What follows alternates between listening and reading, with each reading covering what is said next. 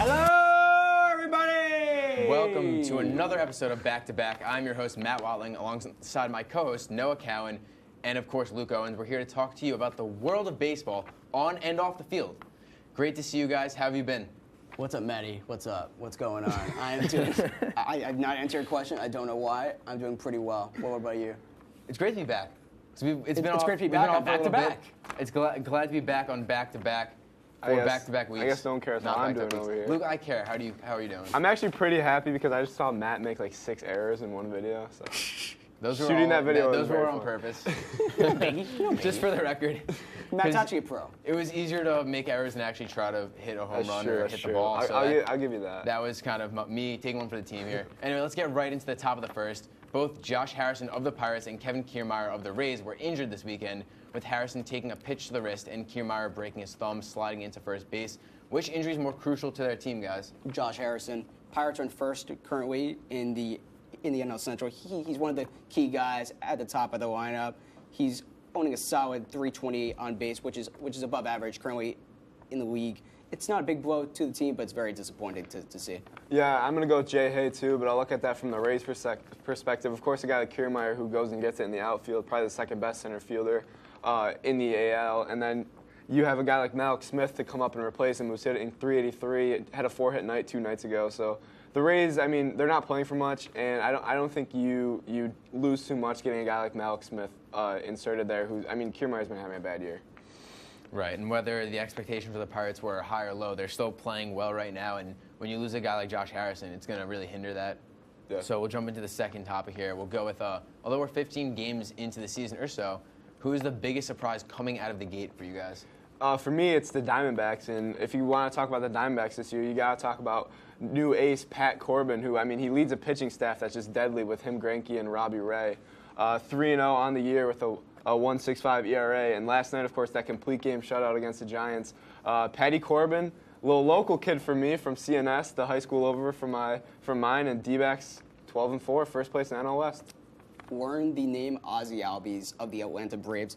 He's making the Braves somewhat relevant currently. He has a 310 average, 5 home runs, top 15 in OPS, number 10 on the prospects for 2017. I'm very excited about their future right now with Dansby Swanson heating up as well. Their infield can be a serious threat in this league in the next coming years. And then for me, my second one is a guy like Matt Chapman, who flashes the leather. He's always going to be one of the best third basemen in the game, right up there with Machado and Arenado. But I didn't know this kid could go and get it with the stick, but he can. This is a guy that hit 234 last season in his rookie year, 14 home runs. But this year, hitting 313, 5 home runs, 12 RBIs, tied in first in WAR. So he's making the A's significantly better, and he's one of the lone bright spots in that A's lineup. He was a huge sleeper in fantasy baseball. Team-wise, I'm saying Dodgers. They're starting at 6-9, I believe. They're tied for Giants in third place. Injuries are killing them right now, from Justin Turner to Forsythe. Third baseman are hitting only 212. Kenley Jansen, he has blown 2 saves and 4 save attempts. He currently owns an 8.10 ERA.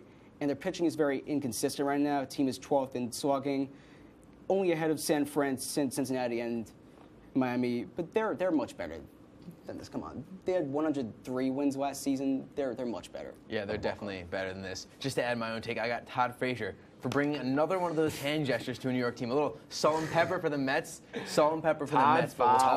We'll jump into the final question. There's only a handful of games into the season. Shohei Ohtani has dominated both sides of the plate.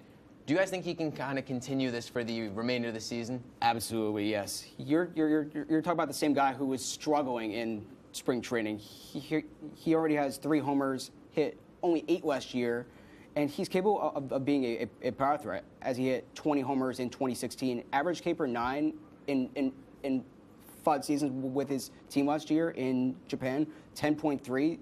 Currently, it's 11.4 outside the top 10. Current average in baseball is 8.1. 10.3 is really good for K per 9. He's established himself as the true X factor of their team for making the playoffs, for sure. Yeah, for me, I'm a big believer in the bat and the speed of Ohtani. I'm not quite sold on the pitching yet. Yes, he had a great performance against the A's, but he hasn't looked good. Last night against the Red Sox, he got absolutely rocked. Now he's forming blisters on his hand, which I know to Matt, who's a hockey guy, that doesn't seem like a big deal. But for a pitcher, you see a guy like Aaron Sanchez on the Blue Jays have his whole season completely messed up by blisters. Splitter, heavy pitcher. It's going to be look out for Ohtani on the pitching side. Yeah, unfortunately, that's all the time I have for right now. Stay tuned on Back to Back for a brand new concept that has taken the MLB by storm, only on Back to Back. Ballpark food. Tune in to WTOP 10 Nightly News at 9 for all of your local sports, weather, and news.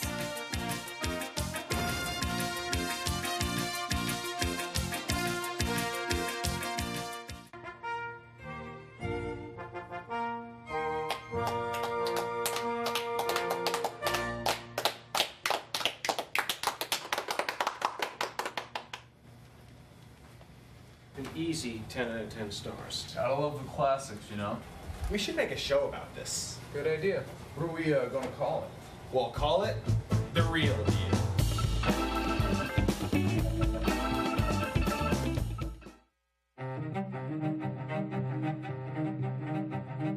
These heroes have taken everything from me, slain my companions, and stifled my plans of power.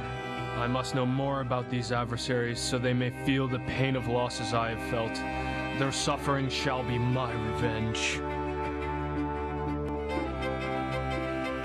Okay, I can get him a potion. I'm here to fight you, Freedom! So be it! All mine! I'm not gonna ask you again, Fletchling. Where is my lion? May our souls fight on, alongside one another once more.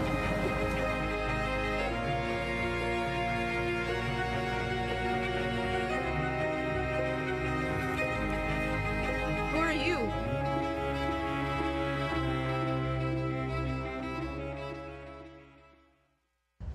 Hey there, I'm Al Roker, class of 76. Yes, way back in 76. Back when the Earth was cooling. You're watching WTOP.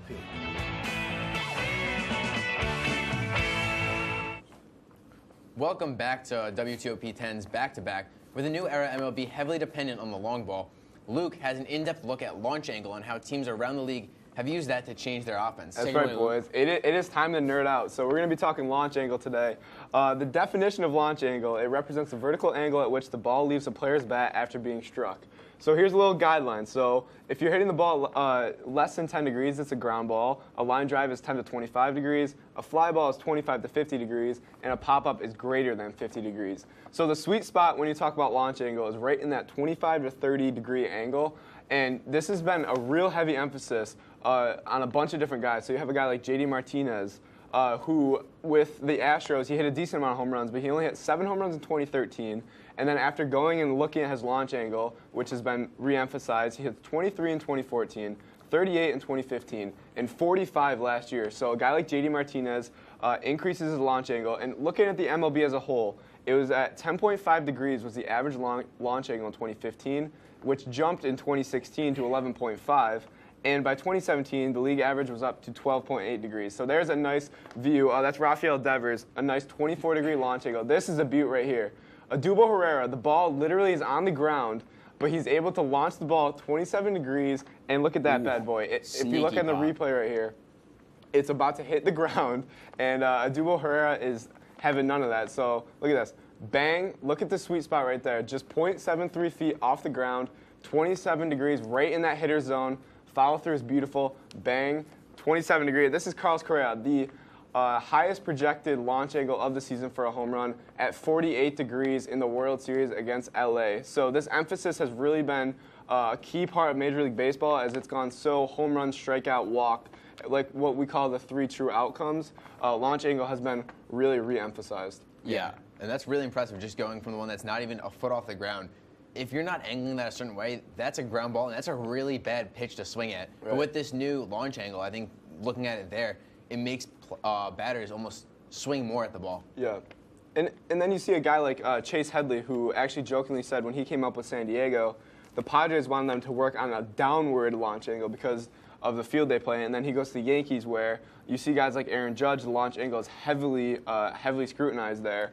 So I mean, around the league, it's really being seen this emphasis on home runs and especially launch angles. It's totally been key. Like, and it's been trending the past couple of years by changing something to your swing from a leg kick to like a change in your posture or something like that. It can change your performance on the field, and it's worked for players like you said, JD, Joey Gallo, Daniel Murphy, players like that. And like, if you're gonna swing too if you like swing down on a pitch, it'll overspin. It'll turn it into a pop-up. If you swing down, it'll easily turn into a grounder. You want direct contact, 100% swing, 100% time, and yeah, it's been trending. Yeah, I mean, you mentioned a guy like Joey Gallo who is never going to hit for a high average, but he's leading all starters in launch angle this season at 26.2 degrees, and he's already at 5 home runs in 17 games so far, despite hitting 214. But again, the flip side of launch angle is you do get those pop-ups, and you see a guy like Yoenis Cespedes, who with a 29.3 degree launch angle, you think he'd be having a great year, but instead he's hitting 109 with just 3 home runs, leading the league with 27 strikeouts. And you have to wonder, it's as much as you can change the launch angle, you can't change the swing and miss factor that we've kind of known for so long. So you have to make contact in order to create a launch angle. You have to have, it's a mix of both, really. Yeah. And I just think like a guy like Josh Donaldson especially, he's come on shows like MLB Tonight or with the crew at MLB Network, and he's showing how much he's changed his swing pattern. It's really fascinating stuff because a guy like Josh Donaldson has always been a great player in the MLB, and he's still willing to go back. And if you see his swing, it's really a thing of beauty. Yeah, players are changing now. Pitchers are changing too. Pitchers are throwing less sinkers and now more curveballs and sliders because they know that the most pitchers aim for sinkers, and it's common for that change due to the trend of launch angles. More higher pitches than lower pitches. Batters aim more for the lower pitches. Yep. No, one thing you pride yourself on is bringing ballpark food to the show. So what have you brought for us today? Cracker Jacks, boys. One of my favorites. I couldn't eat the hot dogs last time, but I'm definitely taking one of the bags for myself. These are a little bit better than boiled hot dogs today, We'll be back to back. We'll be right back, guys. Sorry to cut you off. Stay tuned for a tale of 2 teams in one city, only on WTOP 10.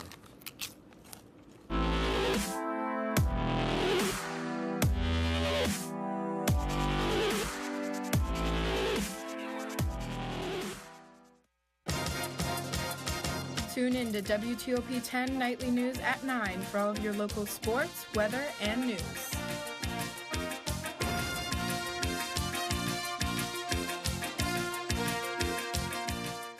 Pretty much a good day for me would be people leaving their hands off of me. I'm always called names. Everywhere that I go, there's always someone calling me names, calling me gay. I've been choked, thrown up against a wall, punched. Nobody's ever tried to help me.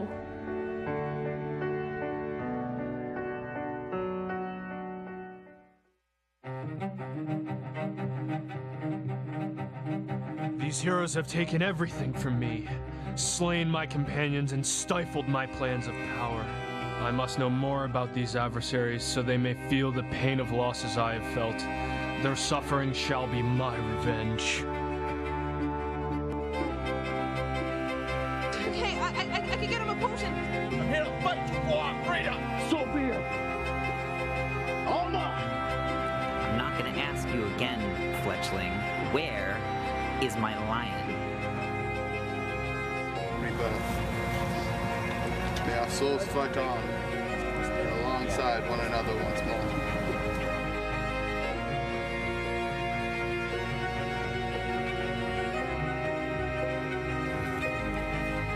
Who are you?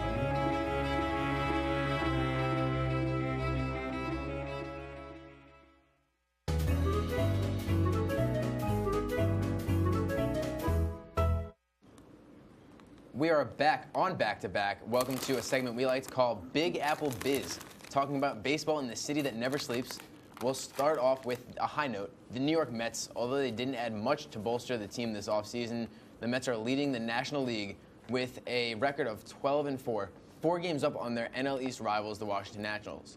are the Mets for real guys? For reals? As I almost fall out of the chair.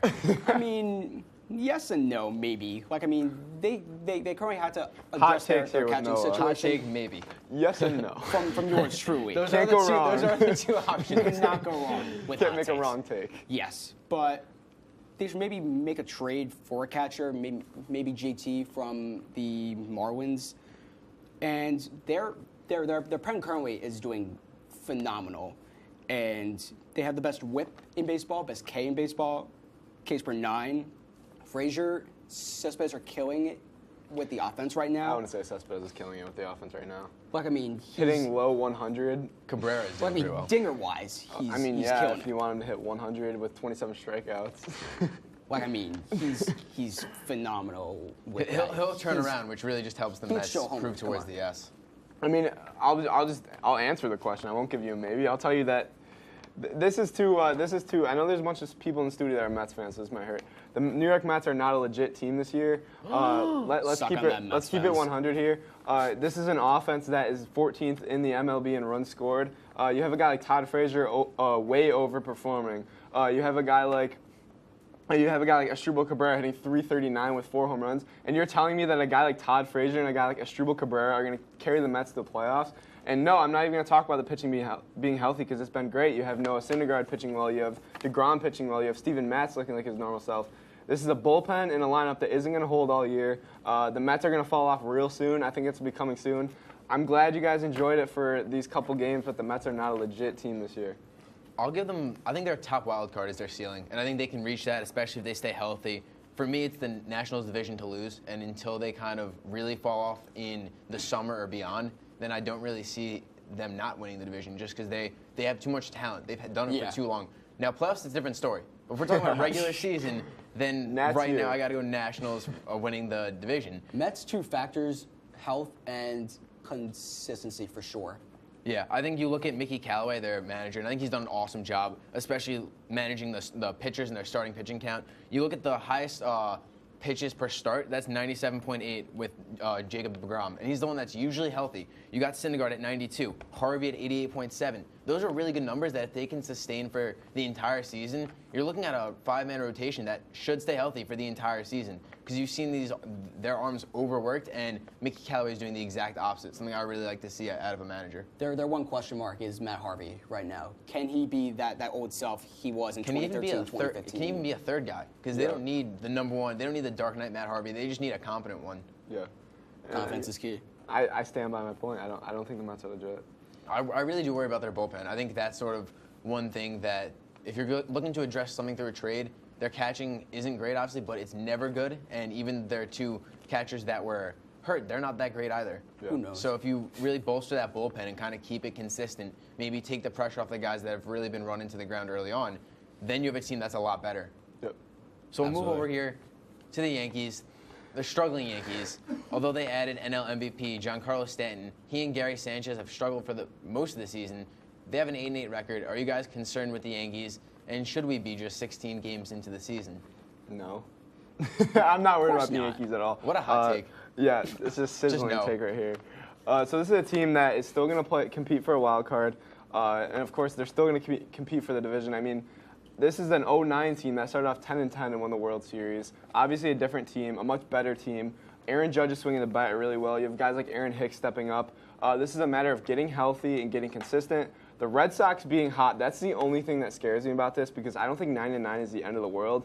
But with that division lead slowly creeping up as the Red Sox seemingly can't lose, that's the one thing that does concern me. Sox right now are the team to beat probably, but yeah.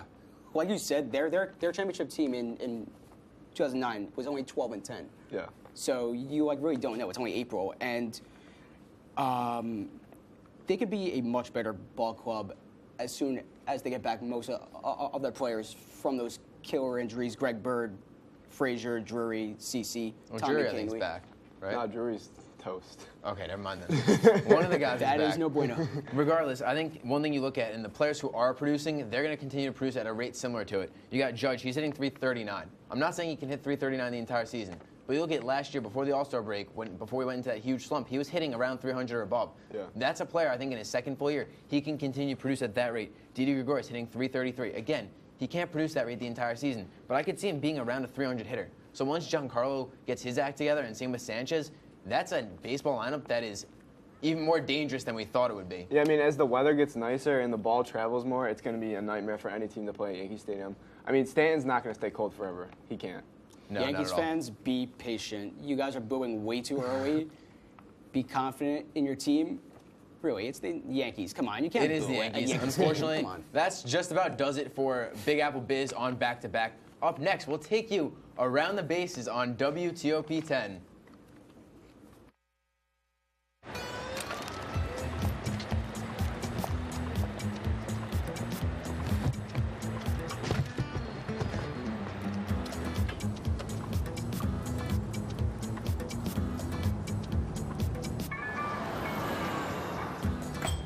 It's a short ride from your neighborhood to your naturehood. To find a neighborhood park or green space near you, visit discovertheforest.org.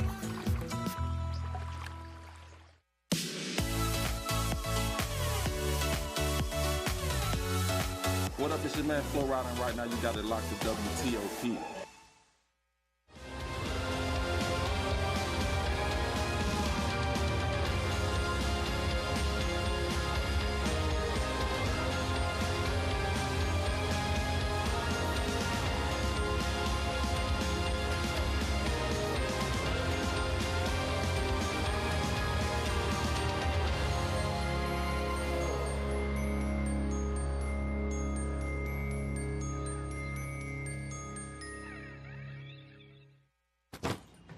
Hart, what's going on? I'm leaving. Why? What did I do? Not enough. The pressure's too much. I quit. I get it. I can do better. Just please don't leave. Don't let your heart quit on you. Get your uncontrolled high blood pressure to a healthy range before it's too late.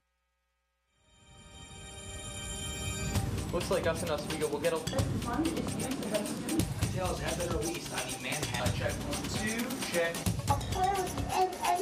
Started. 10, 9, 8, 7, 6, 5, 4. Stay up to date with the news, events, weather, and sports. Tune in every Monday through Thursday at 9 p.m. only on WTOP 10.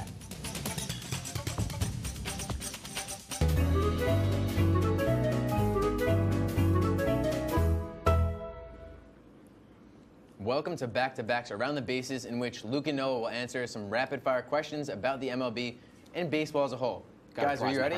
I'm so ready. I am so ready. I gotta say before we start, I'm a little salty that you guys got prizes in your Cracker Jacks and I didn't yet. I might have to eat through the entire bag, but it'll be worth it because I want that prize.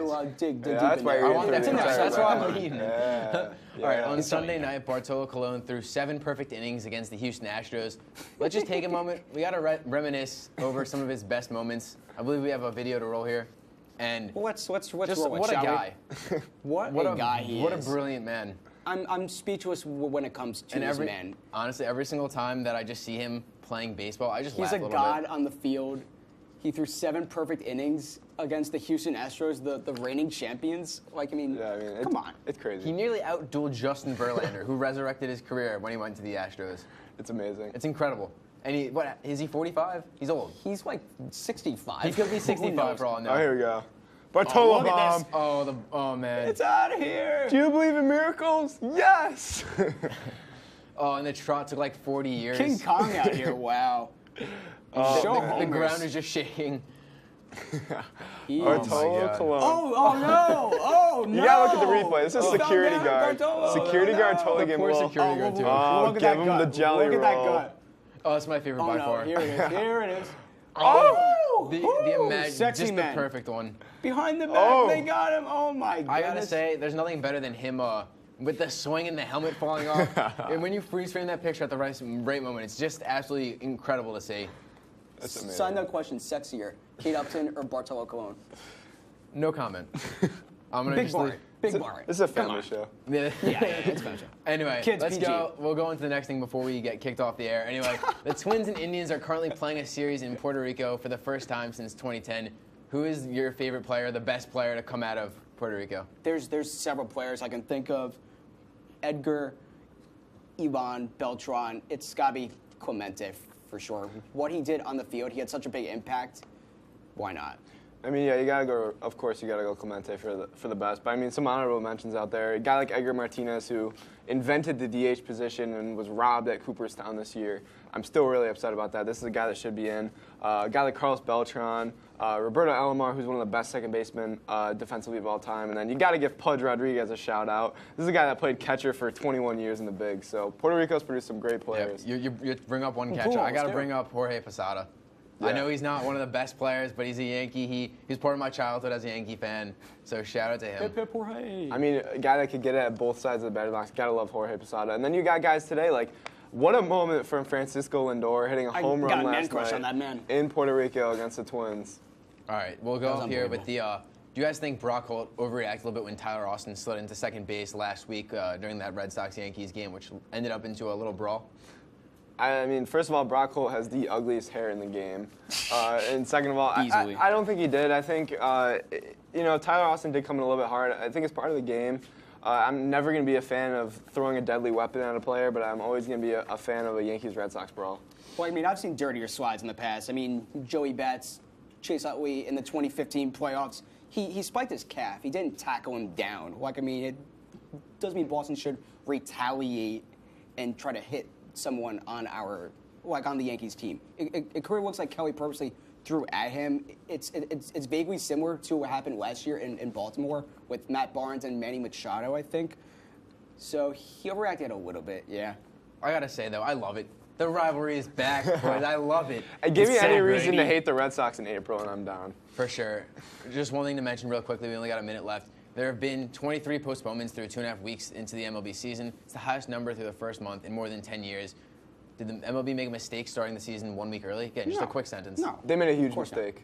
They made a huge mistake here. This is, of course, to give more off days, but the amount of rain delays does not make up for it. I think the MLB really messed up this year. You can't blame Mother Nature for this, Luke. It's natural. But it's going to rain in March, like March and April. Trust me, it'll get nicer soon. Obvious. Fans deserve baseball weather. It will happen sooner than play later. in warm weather. Don't have the Yankees and Marlins first series be in New York. Like, yeah, but it's Mother Nature. It's natural. Come on. It is, and I don't think this is something that happens again in the next 5 years or so. I think it's a little bit of a free kind of situation. I don't know, but either way, unfortunately that's all the time we have for today. From all of us here at Back to Back, thank you for tuning in, and Noah, thank you for the Cracker Jacks once again. Stay tuned for all of WTOP's original programming. There goes the Cracker Jacks. We're done. Matt's still looking for his prize. 2 weeks.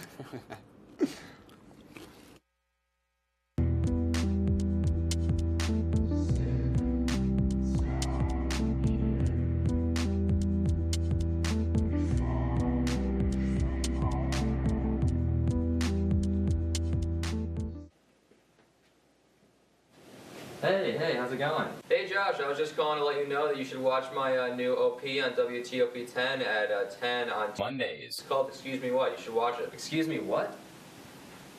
Excuse me what? Wait, excuse me what? Excuse me what? Excuse me what? No one understands me.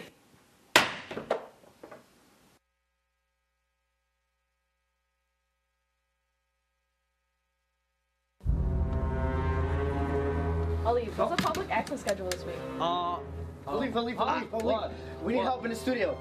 What's the issue? Leave. I'm not working right now. You have no feet whatsoever. Tie ropes down. Can you please And the rest is literally on fire. Fulton will begin rehabilitation. Residents of Oswego walk for cystic fibrosis.